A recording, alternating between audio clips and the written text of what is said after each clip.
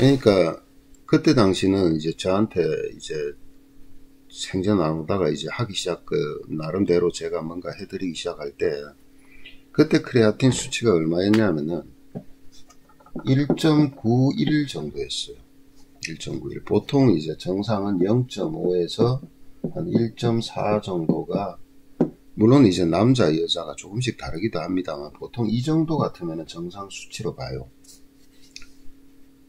근데 1.91 같으면은 이제 나쁘긴 하지만 여기서 더 나빠져서 이제 뭐 2.0, 2.5 막 이런 식으로 넘어가면은 투석을 해야 됩니다. 예.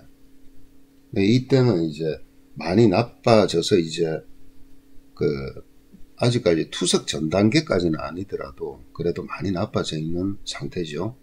그러니까 이분이 당뇨도 오래됐고 정말 오래됐습니다. 제가 이 업을 하기도 전에 벌써 생긴 거니까. 그리고 옛날부터 폐결핵을 앓았고 천식이 있었고, 천식 때문에 스테로이드를 계속 사용을 했었고, 근데 어쨌든 그런 상태에서 왔어요.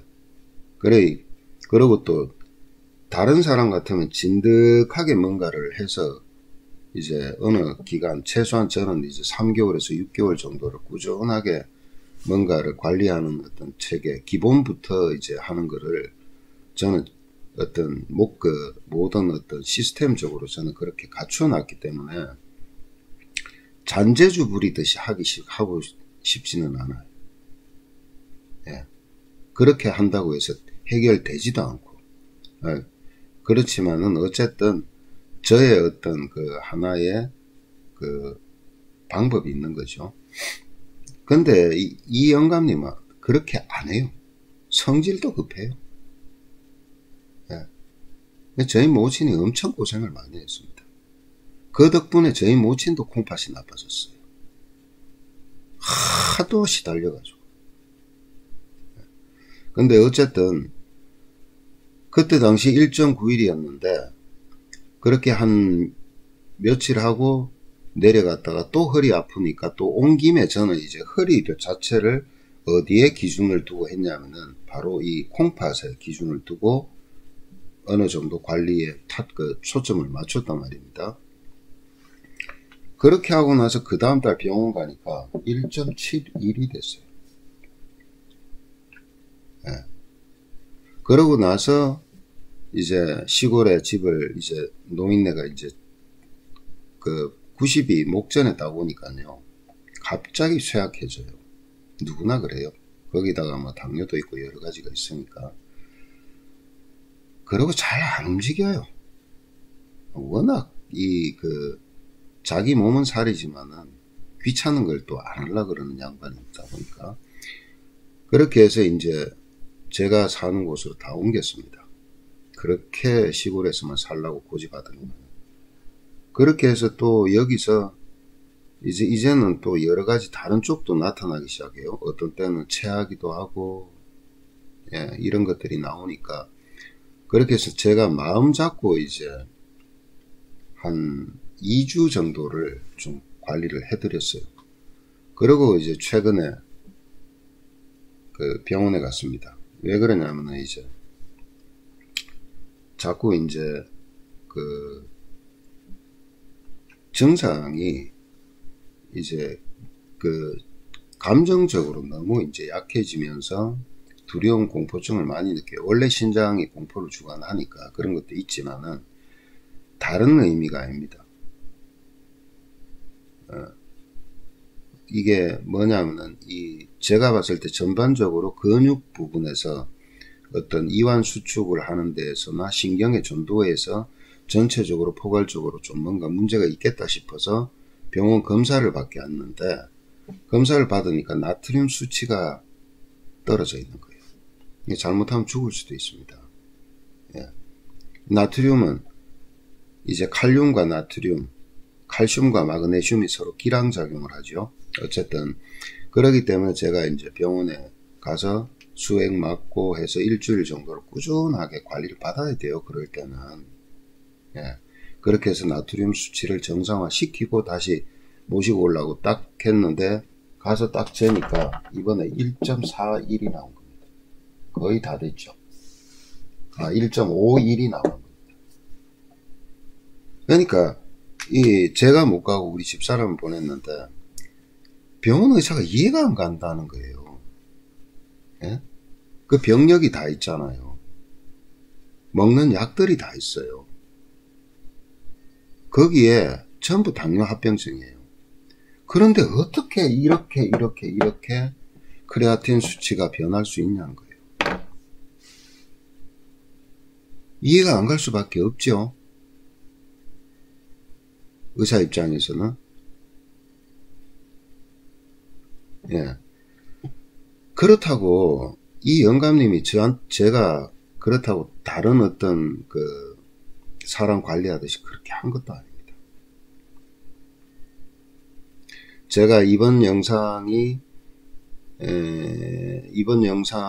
여기서 찍는 거 마지막일지도 모르고 아니면 한 번 더 찍을지 모르겠습니다만은 이제 자연치유센터가 이제 거의 다 준공 단계에 들어가기 때문에 이제 그쪽에서 이제 나중에 영상을 올리게 될 겁니다. 되지만은 대부분이 우리가 이런 생각을 해봐야 돼요. 자, 머리가 아파요. 머리가 아픈데도 전두통이 있고 그 다음에 두정통이 있고 후두통이 있고 이게 편두통이 있고 종류가 다 다르잖아요. 그 다음에 이게 위장에 문제가 생긴 것도 종류가 다 원인이 다 다릅니다. 간 때문에 문맥 때문에 올 수도 있고요. 비장과 간의 불화 때문에 위장과의 불화 때문에 올 수도 있고 그 다음에 이제 그 냉에서 오는 경우도 있고요. 대장에 문제가 생겼을 때도 위장 소화기에 문제가 생길 때도 있고요. 폐와 또 위장이 서로 불화됐을 때도 올 수도 있고요. 여러 가지 원인이 있습니다. 그런데 콩팥도 마찬가지예요. 물론 당뇨 합병증으로 올 수도 있어요. 아니면 다른 거에 의해서 신부전이 올 수도 있어요. 사구체 신염이 올 수도 있어요. 염증 같은 것들에 의해서 올 수도 있는 거죠. 근데 그 기본이 뭐냐는 겁니다. 기본이. 그 근본 원인이. 그런 차원에서 계속 접근을 해 들어가야 돼요. 접근을요. 그렇다면은 당뇨 합병증으로 신장 기능이 떨어졌다면 당뇨는 그러면 왜 생겼냐 이거예요. 당뇨는 일형 당뇨든 이형 당뇨든 왜 생겼냐 이겁니다. 자, 그렇게 하다 보니까 동양의학 하는 사람은 당뇨는 비장 기능에 문제가 있다. 그러니까 비장과 췌장을 같이 보잖아요. 그래서 그쪽에만 또 집중적으로 또 대시합니다. 들이댑니다. 속된 말로. 예. 물론 그럴 수도 있어요. 좋아질 수도 있어요. 어느 정도. 그 다음에 당뇨에는 여주가 좋대. 그래서 여주를 따려 먹고 막 효소로 담궈 먹으면 막 혈당이 유지가 되고 좋대. 별의별 걸 다 갖다 들이댑니다. 자, 인간은요 누구나 완벽하게 태어나지를 못해요. 그리고 똑같은 곳이 약해서 태어나는 사람도 거의 드뭅니다. 같을 수도 있겠지만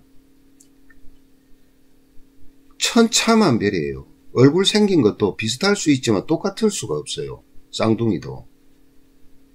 그러다 보니까 그러면서 약하게 태어나면서 분명히 약한 부분이 있습니다. 마치 김밥을 말다 보면은 약한 부위가 있죠. 거기로 뚝 삐져나오듯이. 그러면은 그 사람들이 살아가다 보면은 거기에서 어떤 질병들이 나타나기 시작하죠. 그 병증이 다 다를 수도 있고 같을 수도 있어요. 그러면은 그런 것들이 애초에 왜 생겼냐부터 찾아가야 되는 거잖아요. 이런 것에 감안했던 것이 뭐냐면 체질론입니다. 사상이 사상 체질이든 그게 발전해서 8상이든 요즘은 뭐 24상까지 별의별 걸 다 해요. 그러니까 그것도 태어나면서부터 어떤 체질은 어떤 부위는 실하고 어떤 부위는 약하다 그러잖아요. 그럼 실하면 좋은 거냐? 아니에요. 실해서 병 오는 것도 있고 약해서 병 오는 것도 있죠. 그런 식으로 분리한 게 체질론입니다. 그러니까 동양의학도요. 서양의학 보고 동양의학은 자꾸 대정요법이다. 증상에만 따라서 따라간다. 그래서 두통에는 개보린 그러면 진통제 하나로서 다 해결한다. 어디가 장기가 고장나면 수술로 떼버린다. 이런 식으로 자꾸 폄훼를 하는데 그건 서양의학의 그 나름대로의 그 방법의 치료법밖에 안 되는 거예요. 약물을 쓰든 뭐를 하든. 동양의학은 안 그렇습니까? 동양의학도 그거보다는 좀 더 세분화돼서 무슨 증을 가려내고 허실을 가려내고 여러 가지를 하지만은요. 방제 쓰는 것도 그렇고요. 침구 쓰는 것도 그렇고요. 대부분 보면은 그 증상에만 맞춰져 있습니다. 그것이 맞을까요? 그것이 옳을까요? 거기에서부터 의문점을 가지고 들어가야 돼요. 적어도 그 작은 병증들만 아니면 증상들만 자꾸 건드려서 가지 않고 정말 근본적으로 뭔가를 뜯어 고쳐야 되겠다. 뒤집어 엎어야 되겠다. 그래서 새롭게 만들어야 되겠다.